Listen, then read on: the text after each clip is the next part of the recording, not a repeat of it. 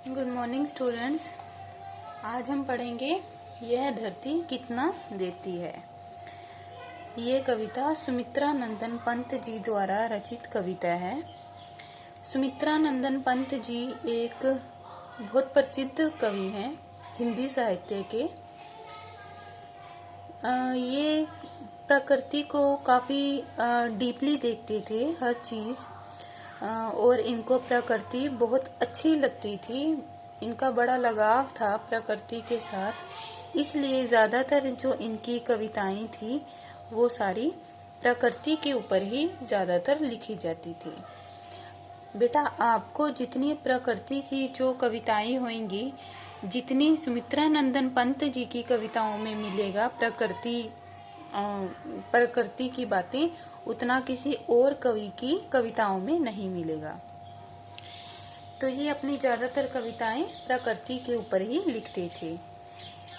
इस कविता में सुमित्रा नंदन पंत जी कह रहे हैं, वो अपने बचपन की बात बताते हैं कि बचपन में उन्होंने पैसे का पेड़ बोया था।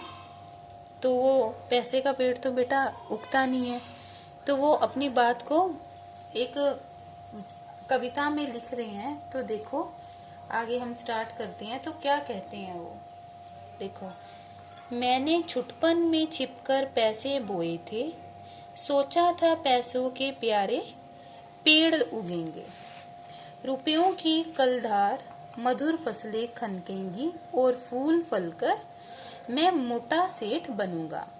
छुटपन बेटा बचपन को बोलते हैं, छुटपन बचपन।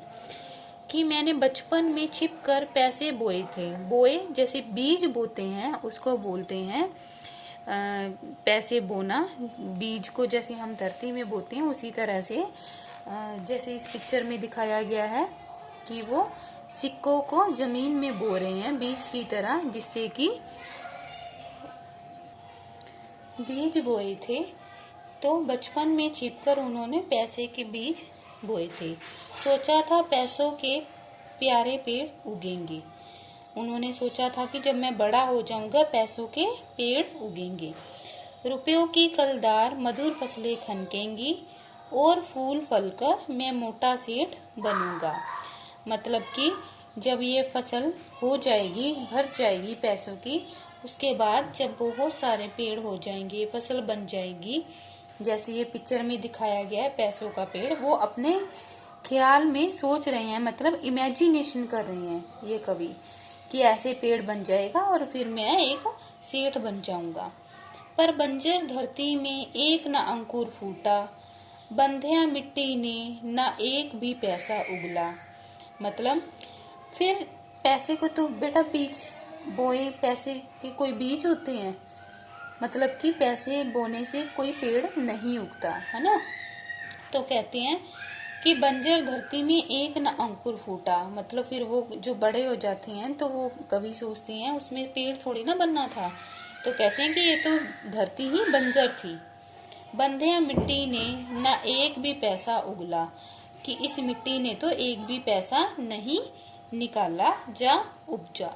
मैं अबोध था, मैंने गलत बीज बोए थे, ममता को रोपा था, तृष्णा को सींचा था।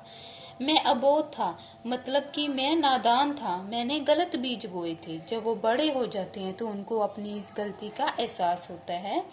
मैं अबोध था, मैं नादान था, मैंने गलत बीज बोए थे, कि बीज ही मेरे गलत थे, कि पैसे को कोई बीज नहीं होता।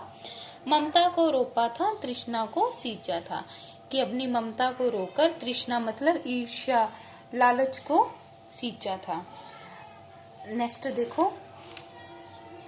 अर्ध शती हैराती निकल गई है तब से, गहरे कजरारे बादल बरसे धरती पर।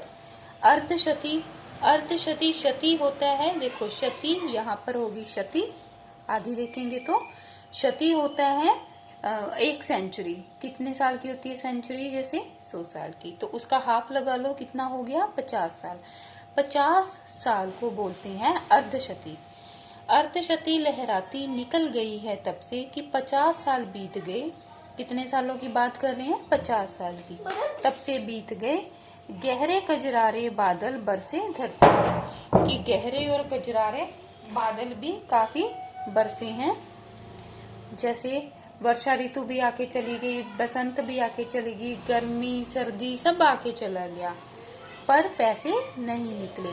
मैंने कौतूहलवश आंगन के कोने की गीली तह ही उंगली से सहलाकर। अब वो कह रहे हैं कि एक बार आंगन में क्या करते हैं, वो जब वर्षा ऋतु होती है तो मिट्टी गीली हो जाती है ना, उससे वो क्या करते हैं, अपनी उंगली से मिट्टी को ऐसे ही सहला देते हैं और उसमें सेम के बीज दबा देते हैं। बीज सेम के दबा दिए मिट्टी के नीचे, और वो क्या करते हैं, मिट्टी के बीज मिट्टी में सेम के बीज दबा देते हैं। भूखे आंचल में मनी मनिक बांध दिए हों। भू मीन्स धरती के आंचल में, धरती में उन्होंने मनी मनिक, जैसे मनी के मनिक होते हैं ना मोती, उसी तरह उन्होंने बांध दिए। मैं फिर भूल गया इस छोटी सी घटना को। कह रहे हैं कि मैं इस घटना को भूल गया, मैं फिर भूल गया इस छोटी सी घटना को। वो कहते हैं कवि कि मैं इस छोटी सी घटना को भूल गया, और ये घटना तो बेटा याद रखने लायक भी नहीं थी। वो कह रहे हैं कवि कि इतनी छोटी सी बात को याद रखने लायक भी नहीं था। किंतु एक दिन जब मैं संध्या को आंगन में टहल रहा था, तब सहसा मैंने देखा उसे हर्ष विमूढ़ हो उठा मैं विस्मय से। मतलब कि किंतु एक दिन शाम को वो आंगन में टहल रहे थे, तब उन्होंने अचानक से देखा कि जो फलियों के सेम के जो बीज उन्होंने बोए थे उसमें से कुछ कुछ अंकुर फूटने लगे, तो वो हर्ष विमूढ़ हो उठा मैं विस्मय से, और हैरानी से वो वहां पे खुश हो गए उनको देखकर, जब वो अपने आंगन में टहल रहे थे। आगे देखा आंगन के कोने में कई नवागत छोटे छोटे छाता ताने खड़े हुए हैं।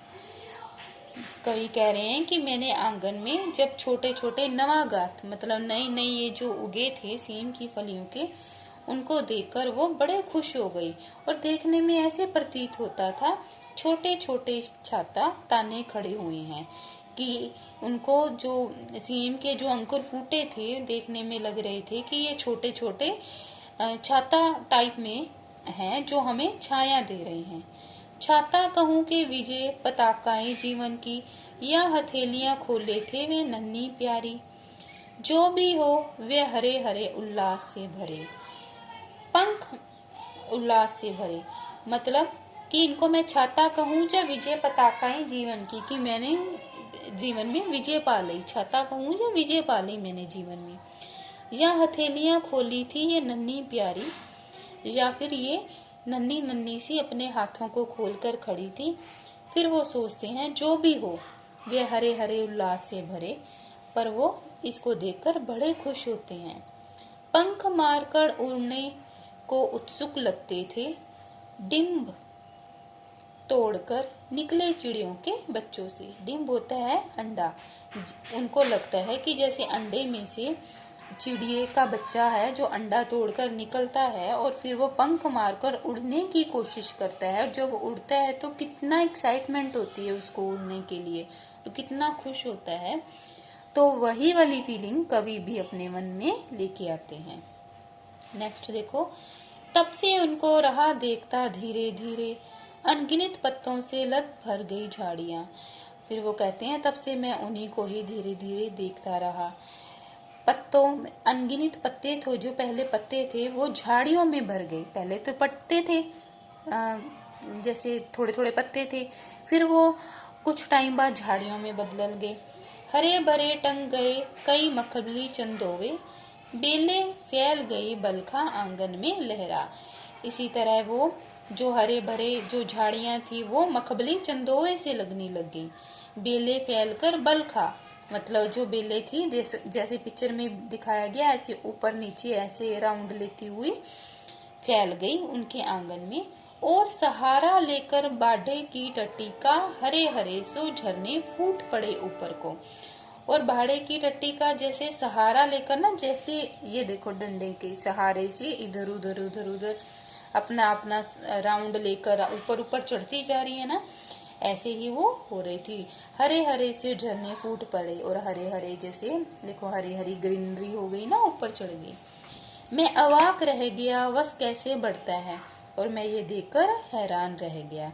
झुंड झुंड झिलमिल कर कचपचियां तारों सी, आहा इतनी फलियां टूटी जाड़ों भर खाई, कितनी सारी फलियां, कितनी सारी फलियां।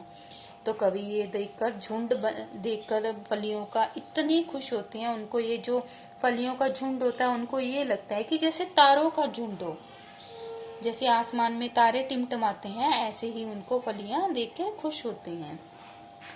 फिर वो खुश होते हैं कि इतनी फलियां टूटी झाड़ों भर खाई, मतलब पूरी सर्दियों में उन्होंने पूरी फलियां जी भर के खाई। कितनी सारी फलियां, कितनी सारी फलियां, बहुत खुश होते हैं। यह धरती कितना देती है, धरती माता कितना देती है अपने प्यारे पुत्रों को। अब इसमें हमारा इस कविता का भाव निकल कर आ रहा है कि वो कहते हैं कि ये जो धरती है कितना कुछ हमें देती है अपने, हम सभी धरती माता के पुत्र हैं, हमें ये धरती कितना देती है। नहीं समझ पाया था मैं उसके महत्व को, बचपन की छी स्वार्थ लोभवश पैसे बोकर। अब वो सोच रहे हैं कि जब मैं बचपन में वो जो उन्होंने पैसे बोकर अपनी बेवकूफ़ी करी थी, मतलब वो कहते हैं कि कितना मैं लोभवश था, कितना लालची था उस टाइम, सो अपने स्वार्थ के लिए कैसे पैसे बोए थे। रतन प्रसवनी है वसुधा, अब समझ सका हूँ, इसमें सच्ची समता के दाने बोने हैं। अब वो कवि सोचते हैं कि ये तो जो धरती है हमें रतन पैदा करने वाली है, रतन देती है हमें, और हमें इसमें क्या क्या बोना चाहिए वो बताते हैं। इसमें सच्ची समता के दाने बोने हैं कि हमें इसमें सच्चाई के दाने बोने हैं, इसमें जन की क्षमता के दाने बोने हैं कि हमें आपस में समानता से जन की क्षमता, अपने आप में क्षमता बनानी है।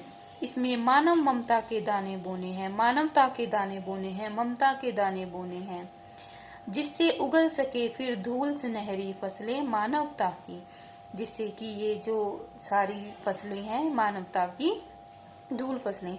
जीवन श्रम से हंसे दिशाएं, हम जैसा बोएंगे वैसा ही पाएंगे। और कवि अंत में ये कहना चाह रहे हैं कि हमेशा ये याद रखना कि जीवन में हमेशा हम वैसा ही पाएंगे जो हम बोते हैं। मतलब कि हमें इस धरती पर इतना प्यार, समता, ममता, मानवता ऐसे आपस में मिलजुल कर रहना चाहिए, जो हम दूसरों को देंगे वही हमें मिलता है। उसी तरह जिस तरह हम धरती में जैसा बीज बोएंगे वैसा ही पाएंगे। तो ये थी हमारी आज की कविता। Okay, thank you.